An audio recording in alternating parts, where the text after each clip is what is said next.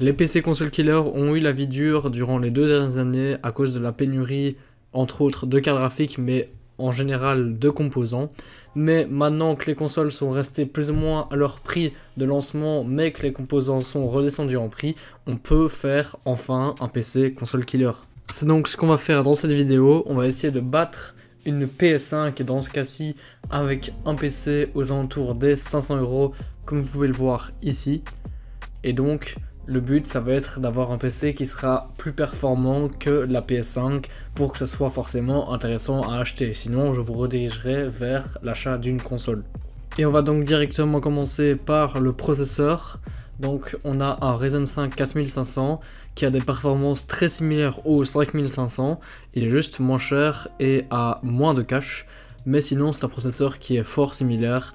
Il a un ventilo intégré, ce qui est intéressant puisqu'on fait une configuration à bas prix.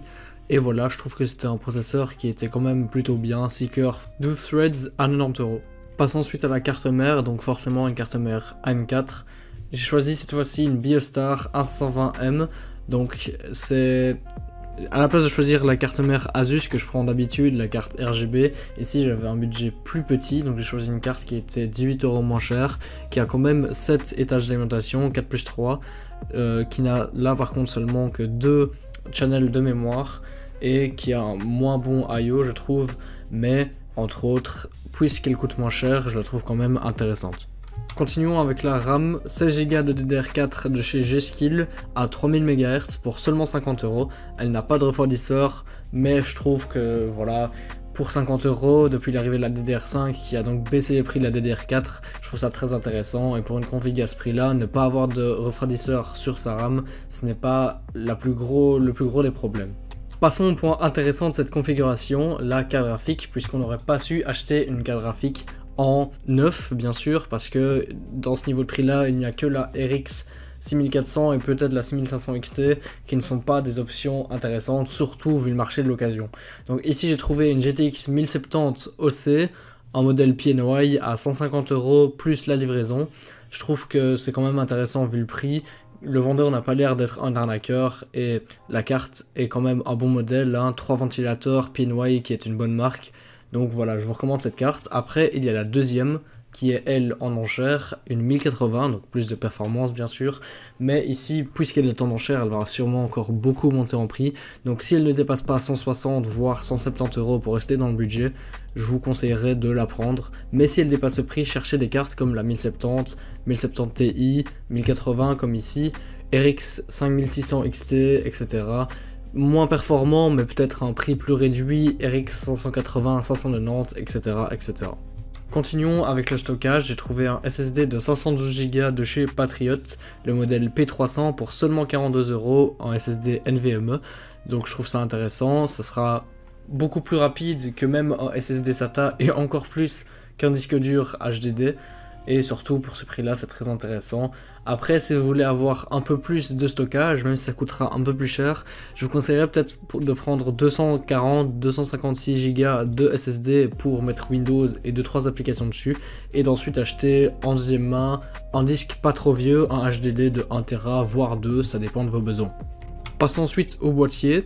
Donc le premier boîtier est un boîtier Intertech, le B02, il est RGB, c'est pour ça que j'ai choisi avec une vitre, tout comme le deuxième, pour 35 €. Bon, c'est pas un boîtier très haut de gamme, hein. Vous pouvez voir, il n'y a même pas de cache alimentation. Si vous voulez un boîtier plus haut de gamme, n'hésitez pas à me le dire en commentaire, je vous enverrai un lien avec ce que vous voudrez prendre. Donc si vous voulez un boîtier blanc, je vous enverrai un lien pour un boîtier blanc bien sûr. Donc ici, c'est pas le boîtier le plus haut de gamme, mais je l'ai choisi pour rester dans la gamme de 500 €, donc pour concurrencer les PS5, enfin les consoles last gen.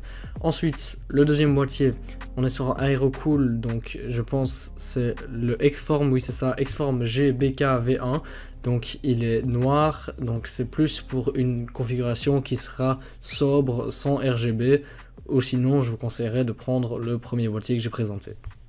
Et voilà pour la configuration PC console killer qui a pour but de battre les PS5 et la Xbox Series X.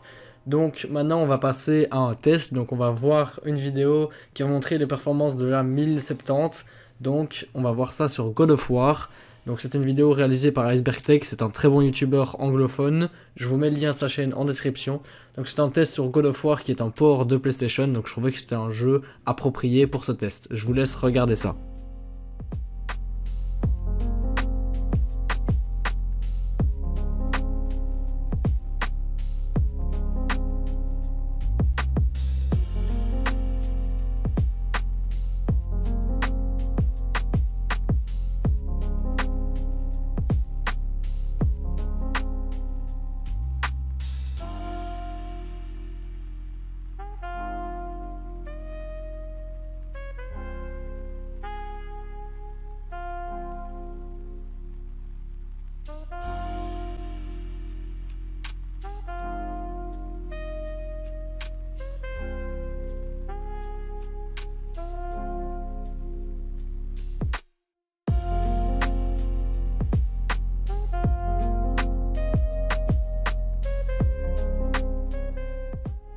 Comme vous pouvez le voir, la GTX 1070 se débrouille très bien, surtout avec le FSR en 1440p, que ce soit en original ou en high. Donc, comme vous pouvez le voir, ce PC se débrouille très bien, surtout en face de la PS5 sur God of War. Donc voilà, j'espère que ce PC vous sera peut-être intéressant par rapport à une console de dernière génération.